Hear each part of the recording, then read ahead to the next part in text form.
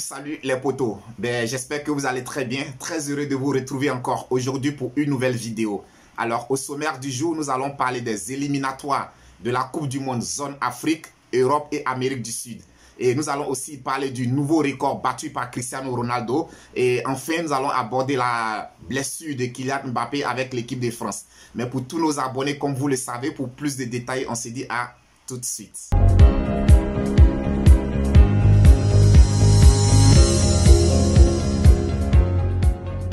Les potos, comme vous le savez, se jouaient sur la quasi-totalité des stades du monde entier, les éliminatoires comptant pour la Coupe du Monde Qatar 2022. Et au niveau de la zone Afrique, voici quelques résultats des rencontres qui se sont déroulées. Au niveau, on a la Guinée-Bissau qui recevait la Guinée-Conakry, match nul entre les deux formations, un but partout. On a le Sénégal de Sadio Mané qui recevait le Togo. Belle victoire des Lions de la Teranga sur le score de 2-0. On a aussi le Mali qui s'est imposé face au Rwanda sur le score de 1-0. On a la Libye qui recevait le Gabon de Pierre-Emerick Aubameyang. Belle victoire des Libyens sur le score de 2-1.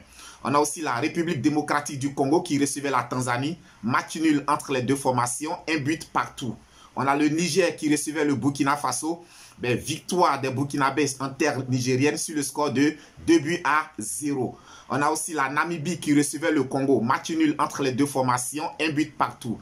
Alors le carton plein s'est fait du côté de l'Algérie qui recevait le Djibouti. 8-0 en faveur des Algériens. On a aussi le Maroc qui s'est imposé face au Soudan sur le score de 2-0. On a aussi le Mozambique qui recevait les éléphants de Côte d'Ivoire. Match nul entre les deux formations, 0 but partout. On a le Nigeria qui s'est imposé face au Libéria, score final 2-0. On a aussi le Cameroun qui a battu le Malawi sur le même score de 2-0. Et enfin, on a le Ghana qui recevait l'Éthiopie. Belle victoire des Black Stars du Ghana sur le score de 1-0. Alors les potos, la semaine prochaine se poursuivra les éliminatoires zone Afrique. À cet effet, on a déjà le dimanche 5 septembre, à partir de 20 h, on a le Gabon qui sera opposé à l'Égypte. Et le lundi 6 septembre, à partir de 17 h, on a l'Afrique du Sud qui recevra le Ghana et la Guinée qui recevra le Maroc. Toujours le même lundi, à partir de 20 h, le choc de ce lundi, ce sera le Cameroun qui se déplacera du côté de la Côte d'Ivoire. Donc ça, c'est un match que je vous invite à suivre. Le choc entre les éléphants de Côte d'Ivoire et les lions du Cameroun. Et le mardi 7 septembre, à partir de 17 h, on a le Congo qui recevra le Sénégal de Sadio Mané. Et enfin, le mardi, à partir de 20 h, on a le Burkina Faso qui recevra l'Algérie. Ça, c'était tout pour la zone Afrique. Concernant la zone Europe, sachez que le Portugal s'est imposé face à l'Irlande sur le score de 2-1. Et les Portugais étaient menés 1-0. Jusqu'à dans les derniers instants, il a fallu attendre un doublé de Cristiano Ronaldo pour pouvoir donner la victoire aux Portugais sur le score de 2-1. On a aussi la France qui recevait la Bosnie. Match nul entre la France et la Bosnie. Score partout, un but partout. Alors les potos, après l'échec de l'Euro, là l'occasion était donnée aux Bleus français de pouvoir se réconcilier avec leurs supporters. Et je pense que les protégés de Didier Deschamps n'ont pas pu saisir cette opportunité-là. Match nul décevant entre la France et la Bosnie. On attend de voir ce que sera le prochain déplacement de la France.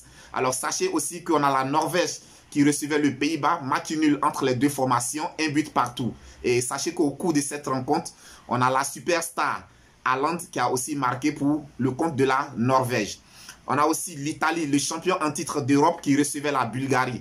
Match nul des Italiens à domicile, un but partout contre la Bulgarie. On a l'Estonie qui recevait la Belgique. Très beau déplacement des Belges du côté de l'Estonie. Victoire des Belges sur le score de 5-2. On a la Suède qui recevait l'Espagne. Victoire des Suédois aux dépens des Espagnols sur le score de 2-1. On a la Hongrie qui recevait l'Angleterre. Alors aussi, le vice-champion d'Europe est allé s'imposer du côté de la Hongrie sur le score de 4-0. Et concernant la zone sud-américaine, on a le Venezuela qui recevait l'Argentine, les coéquipiers de Lionel Messi. Belle victoire de l'Argentine sur le score de 3-1. On a le Chili qui recevait le Brésil. Alors les Brésiliens sont allés s'imposer du côté du Chili. Score final, 1-0 en faveur du Brésil. On a aussi le Pérou qui recevait l'Uruguay. Match nul entre les deux formations, un but partout. Et on a l'Équateur qui recevait le Paraguay. Belle victoire de l'Équateur sur le score de 2-0. Et enfin, on a la Bolivie qui recevait la Colombie. Match nul entre les deux formations. Un but partout. Donc les potos, c'était un peu ça le tour du monde concernant les éliminatoires pour la Coupe du Monde Qatar 2022. Alors les potos, comme je l'ai annoncé dans le sommaire, alors sachez que désormais Cristiano Ronaldo est le recordman du nombre de buts marqués avec une sélection nationale. Lors du dernier match du Portugal face à l'Irlande, en inscrivant un doublé dans les derniers instants de la rencontre, Cristiano Ronaldo venait par cette occasion de battre le record de Ali Dawi, l'Iranien, qui était détenteur de ce record avec 109 buts. Donc désormais, Cristiano Ronaldo est le détenteur du record avec 111 buts marqués avec la sélection portugaise. Et toujours pour parler de Cristiano Ronaldo, les potos, là je vais vous donner quelques records détenus par la star portugaise. Alors sachez que Cristiano Ronaldo est le détenteur du record de plus de buts marqués en phase finale d'une compétition, l'Euro. Donc actuellement, il a 14 buts. Avec les 14 buts, il est détenteur du record du plus de buts marqués lors d'une phase finale de l'Euro. Sachez aussi que Cristiano Ronaldo est le recordman de nombre de buts marqués en Champions League avec 134 buts. Il a aussi le recordman sur une saison en Ligue des Champions avec 17 buts. Donc au cours d'une saison, il est toujours le recordman. Il a marqué 17 buts avec ses 17 buts. Cristiano Ronaldo est le recordman du nombre de buts marqués au cours d'une saison en Champions League. Et sachez aussi qu'il est le recordman du nombre de matchs consécutifs marqués en Ligue des Champions. Donc, c'est-à-dire pendant 11 matchs consécutifs de Ligue des Champions, Cristiano Ronaldo est le joueur qui a marqué pendant 11 matchs consécutifs en Ligue des Champions. Donc là aussi, il est détenteur de ce record. Il est aussi détenteur du record du plus grand nombre de triplés en phase finale de Champions League. Actuellement, Cristiano Ronaldo a 8 triplés en son compte. On se souvient de son dernier triplé, c'était lorsqu'il était à la Juventus de Turin. Juventus de Turin, Atlético Madrid. Cristiano Ronaldo avait fait un triplé pour permettre à la Juventus de pouvoir se qualifier. Donc là, il est le détenteur du nombre de triplés au cours d'une phase finale de Champions League. Sachez aussi qu'il est le recordman du nombre de coups francs marqués en Ligue des Champions. Donc, avec 13 coups francs marqués, Cristiano Ronaldo est le détenteur du record du nombre de coups francs marqués en Ligue des Champions. Sachez aussi qu'il est le recordman du nombre de passes décisives en Ligue des Champions avec 42 passes décisives. Cristiano Ronaldo aussi, sachez qu'il est le recordman du plus grand nombre de buts marqués au Real Madrid avec 450 buts. Cristiano Ronaldo aujourd'hui est le joueur qui a marqué plus de buts avec le Real Madrid. Donc les potos, voici quelques records détenus par Cristiano Ronaldo. Ben, je dirais que ce mec, c'est un monstre. Et je pense qu'il n'est pas prêt à s'arrêter de sitôt. Et toujours pour parler de Cristiano Ronaldo, pour sa venue au niveau de Manchester United, ben, beaucoup de personnes se demandaient quel sera le dossard de Cristiano Ronaldo. Ben, sachez qu'à cet effet, Cristiano Ronaldo portera le dossard numéro 7. Celui qu'il portait quand il était déjà à Manchester United. Donc son dossard numéro 7 lui sera donné. Et cela avec l'accord de El Matador, avec l'accord de Edinson Cavani qui a accepté de donner à Cristiano Ronaldo le numéro 7. Et pour cette même occasion, El Matador portera le numéro 21, le même numéro qu'il porte au niveau de la sélection d'Uruguay. Donc sachez que c'est un geste fair play qui a été vraiment salué par la star Cristiano Ronaldo. Il a même fait une annonce sur son compte Twitter pour dire que il a apprécié le geste de Edinson Cavani. Et je pense que ce geste est parti pour vraiment créer une symbiose entre les deux équipes, entre les deux joueurs, pour ne même pas dire au sein des vestiaires. Pour les potos, ce que vous devrez savoir, c'est que Kylian Mbappé ne prendra pas part aux 2 autres matchs de l'équipe nationale de France parce que blessé, touché au mollet, avec l'accord des dirigeants du Paris Saint-Germain, Kylian Mbappé a dû se retirer, a dû quitter ses coéquipiers de la sélection française. Donc, il est retourné sur Paris où il suivra des traitements. On espère que ce n'est pas trop grave pour l'international français et qu'il pourra retrouver la compétition au plus vite possible.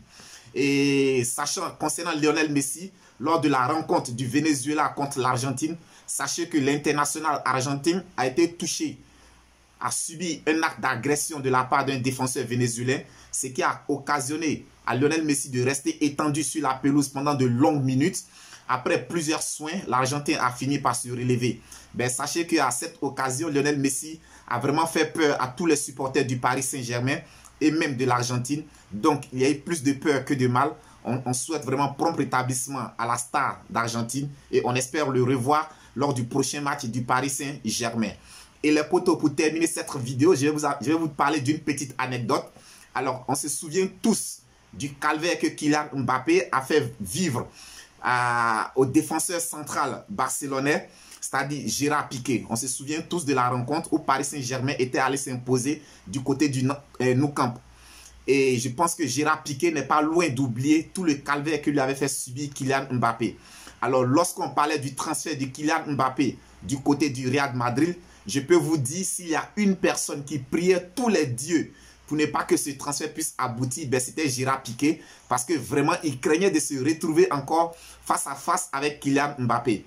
Et je pense que lorsque l'annonce a été faite que le transfert n'a pas abouti, ben le plus heureux, c'était Gérard Piqué qui s'est même pas privé de laisser un tweet sur son compte Twitter, se moquant des dirigeants madrilènes. Donc, je peux dire que là, vraiment, c'était un ouf de soulagement pour Gérard Piqué. Donc, les potos, c'était vraiment tout pour aujourd'hui. On espère vous retrouver très, très prochainement pour une nouvelle vidéo. Alors, merci de regarder notre chaîne de sport Viking Débrief Connaisseur Connaît. Si tu n'es pas encore abonné à notre chaîne, n'hésite pas à le faire. Appuie juste sur le bouton de notification pour ne plus rien rater de nos prochaines vidéos. Sinon, d'ici là, on vous souhaite de bien vous porter. Que Dieu vous protège et à très très bientôt pour une prochaine vidéo.